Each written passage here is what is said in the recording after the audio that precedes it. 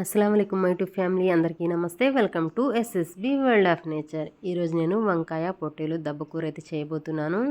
చాలా ఈజీగా చేసుకునే రెసిపీ. పూర్తి వీడియో చూడండి. నచ్చినట్టయితే లైక్ చేసి ఎలా అనిపించిందో కామెంట్ అయితే పెట్టండి. ఇక్కడ వచ్చేసి నేనైతే బ్రేక్ఫాస్ట్ అయితే వేసుకుంటున్నాను. ఇంకా దోశ అయితే ఎగ్ దోశ వేశాను. ఇంకోవైపు అయితే పొట్టేలు దెబ్బ అయితే ఉడికిస్తూ ఉన్నాను. నేను ఆల్రెడీ కట్ చేసి పొట్టేలు దెబ్బ అనేది కడిగేశాను. ఇప్పుడు ఇందులో ఉప్పు పసుపు వేసేసి స్టవ్ మీద అయితే పెట్టేశాను. ఇది ఉడికేలోపు నేనైతే బ్రేక్ఫాస్ట్ అయితే చేసేస్తాను.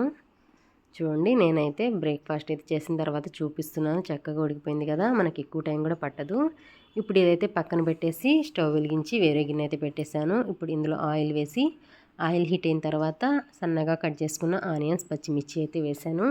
ఇప్పుడు ఇందులోనే కొద్దిగా ఉప్పు అలాగే పసుపు అయితే వేస్తున్నాను.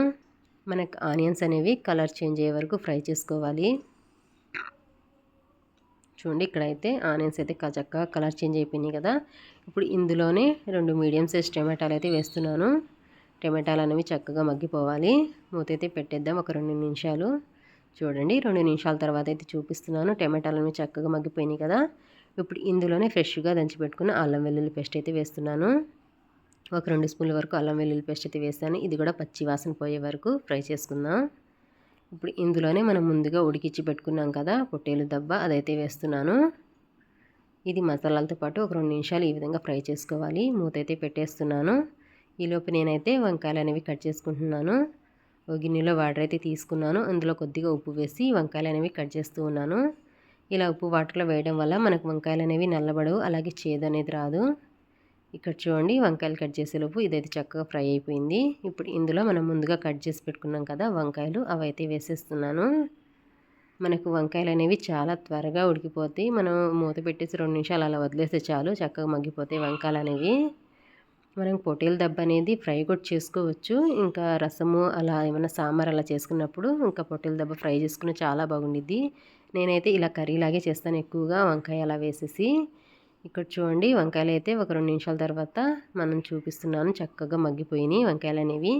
ఇప్పుడు ఇందులోనే ఒక 2 స్పూన్ల వరకు కారం అయితే వేస్తున్నాను. అలాగే కొన్ని వాటర్ అయితే వేసేసి ఒకసారి కలిపేస్తున్నాను. వాటర్ అయితే వేసాను, ఒకసారి కలిపేసి ఇప్పుడు ఇందులోనే మనం గరం మసాలా అలాగే ధనియాల పొడి కూడా వేసేసుకోవాలి. చూడండి, కలిపేస్తాను కదా. ఇప్పుడు ఇందులో గరం మసాలా అలాగే ధనియాల పొడి 2 వేస్తున్నాను. ఇప్పుడే మనకి కర్రీకి కావాల్సిన వాటర్ అనేవి వేసుకోవాలి. నేనైతే మరీ పలుచగా కాకుండా కొంచెం తిక్కుగా అయితే చేస్తున్నాను కర్రీ అనేది. నేనైతే కొన్ని వాటర్ వేసాను. ఇంకా మూత పెట్టేసి ఒక 5 నిమిషాలు అలా వదిలేస్తే చాలు, ఇంకా మన కర్రీ అనేది రెడీ అయిపోయిద్ది. చాలా ఈజీగా అయిపోయిద్ది. మనకు పొట్టేలు దెబ్బ అనేది ఉడికించి పెట్టుకుంటే సరిపోయిద్ది. ఒక 15 నిమిషాల్లో అయితే మనకి కర్రీ అనేది అయిపోయిద్ది అనమాట. చాలా ఈజీగా చేసుకునే రెసిపీ. ఇక్కడ చూడండి, వాటర్ అయితే వేసేసాను. ఇంకా మూత అయితే పెట్టేస్తాను. చూడండి, ఇదైతే ఒక 5 నిమిషాల తర్వాత మళ్ళీ అయితే చూపిస్తున్నాను. మనకి చక్కగా కర్రీ అనేది రెడీ అయిపోయింది. వేడివేడిగా వంకాయ పొట్టేలు దబ్బకూర.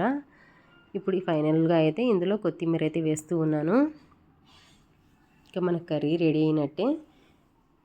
ఇంకా నేనైతే రైస్ కూడా వండేసాను. ఇంకా వేడివేడిగా రైస్ అయితే రెడీ అయిపోయింది. అలాగే మన పొట్టేలు దబ్బకూర, వంకాయ పొట్టేలు దబ్బకూర, ఇంకా గోంగూర పచ్చడి కూడా ఉంది. అలాగే పెరుగు. ఇంకా మన లంచ్ అయితే రెడీ అయిపోయింది. ఇంకా యుద్ధానికైతే సిద్ధమైపోదాము. నేనైతే లంచ్ అయితే చేస్తున్నాను. రైసు అలాగే గోంగూర పచ్చడి కర్రీ అయితే వేసేసుకొని. మీకైతే ఈ కర్రీ ఎలా అనిపించిందో కామెంట్ చేయండి. అలాగే మీరు కూడా ఒకసారి తప్పకుండా ట్రై చేయండి. ఎలా వచ్చిందో కామెంట్ చేసి చెప్పండి. ఇంకా ఫస్ట్ టైం కనుక మన ఛానల్ చూస్తున్నట్టయితే లైక్ చేసి షేర్ చేసి సబ్స్క్రైబ్ చేసుకోండి. Thank you for watching.